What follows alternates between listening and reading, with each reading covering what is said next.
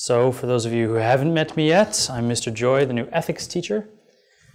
The new faculty will be giving the next round of chapel talks, mostly on Monday, this week on Tuesday. The idea, I was told, is so that you could get to know us better, which I think means that the freshmen will be giving the chapel talks this year the rest of the way instead of the seniors.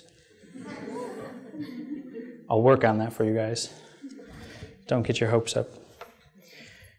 The instructions that I give to the seniors in the ethics class for their chapel talks is to say something about character, scholarship, and or faith, which are the pillars of La Lumiere school. So I should probably do the same thing.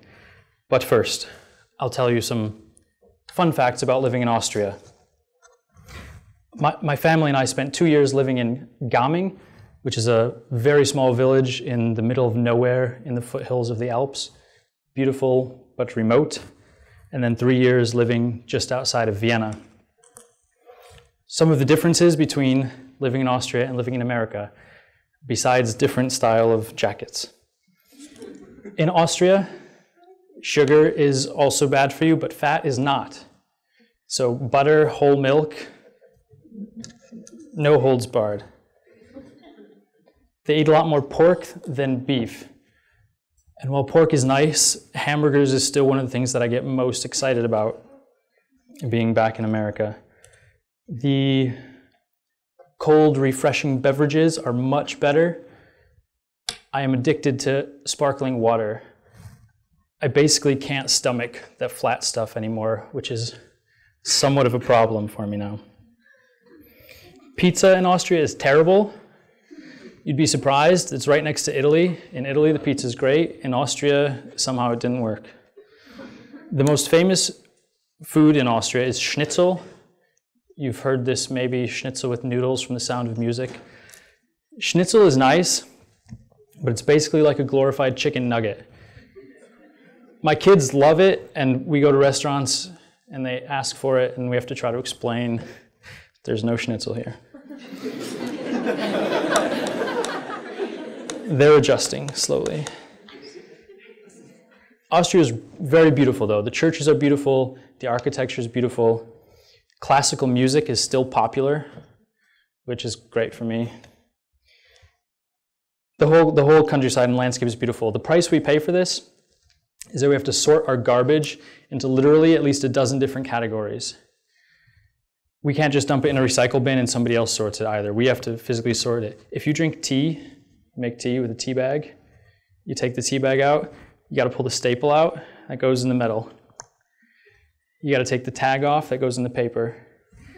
You got to empty the stuff from inside into the biodegradable bin, and then throw the little baggie left over into the Restmüll, the leftover garbage.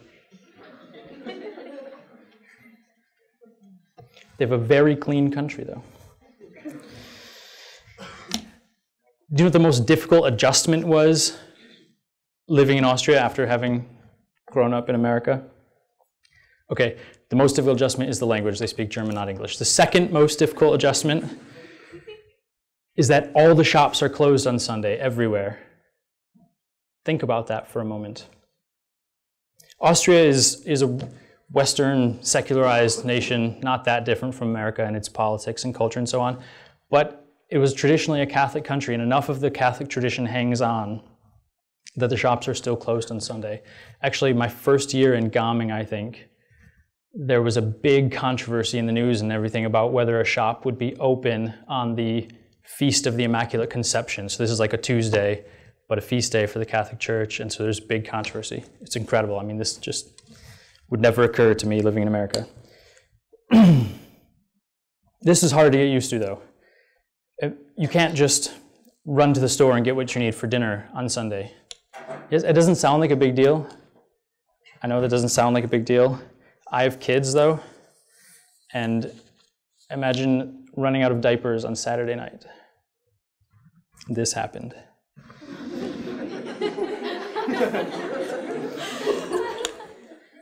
We really had to focus on planning ahead, like sit down, it's Saturday afternoon, we've got like an hour before the shop closes, what do we need? Crisis mode. Eventually we adjusted though. After 5 years in Austria, we adjusted, it became normal, and we planned ahead, we took care of what we needed to take care of on Saturday, and Sunday really became, in a way that it hadn't been in my previous experience, really a day of rest, without these little concerns like running to the store for milk or diapers to occupy our time. So Sunday, we went to church, we had a meal, took a walk or took a nap, watched a baseball game, Tigers, had a good weekend this weekend, played with the kids. It's hard to describe, but this made such a difference in our life as a family.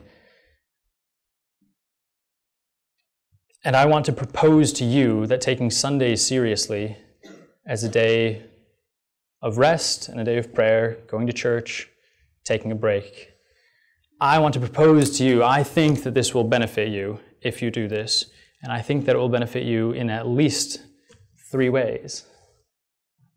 If you take Sundays seriously, it will be good for your faith. This is probably obvious. Catholics are obliged to go to Mass on Sundays and to rest from their work. If you're not Catholic, I recommend it anyway. God is important, and giving him 1 hour out of 168 is not that much to ask. In fact, those of you who are Catholic know that there are a lot of rules that go with being Catholic. We have a lot of laws from God and the church. This is the easiest one. The easiest one. Go to church, takes 1 hour out of 168 in a week, and then God says, relax. Thou shalt relax. Really, it's the easiest commandment ever, and we blow it so often. We can get this one right. If you break all the other 9 commandments, you can say, God, at least I relaxed.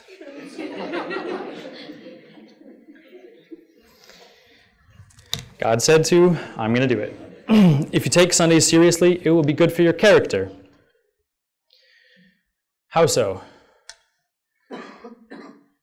Because in order to take Sunday seriously as a day of rest, you have to get your work done on Saturday. I know we have Sunday night study halls. This is your safety net to make sure that you are ready for the week when it begins.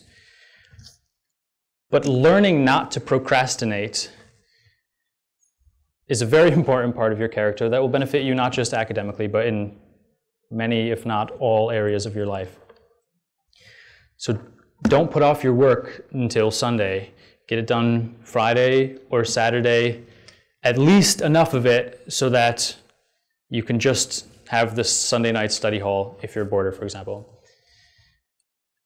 Right, so that Sunday, at least the main block of the day, can really be free of your schoolwork. Third, if you take Sunday seriously, this will benefit your scholarship. Did you see that coming? Is it true? Or am I stretching? I've spent 8 out of the last 10 years in college and or grad school, and I'm not a doctor.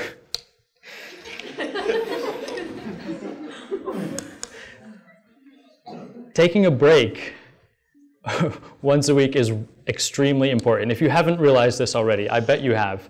But if you hadn't already, take my word for it. I've been through the academic thing for a while now. Your mind needs a break, and once a week is a pretty good pace. We work you pretty hard 5 days a week here at La Lumiere. And then we give you assignments to do over the weekend. So when do you get a break? If you get those assignments done, at least for the most part, on Saturday, and really make Sunday a day of rest, this will give your brain a chance to relax, which will bring you back stronger and fresher and ready to go on Monday. So my encouragement to you all, my challenge to you all, is to take Sunday seriously. Go to church and relax. Take your mind off your ordinary concerns. Put aside your homework for a second. Homework is very important. We value your academic achievement here. But it's not the only important thing in life. Put that aside for one day. Focus on God, on your family, your friends, fun, in that order. And this will be one of the easiest and one of the best ways of building character, scholarship, and faith this year. Thank you.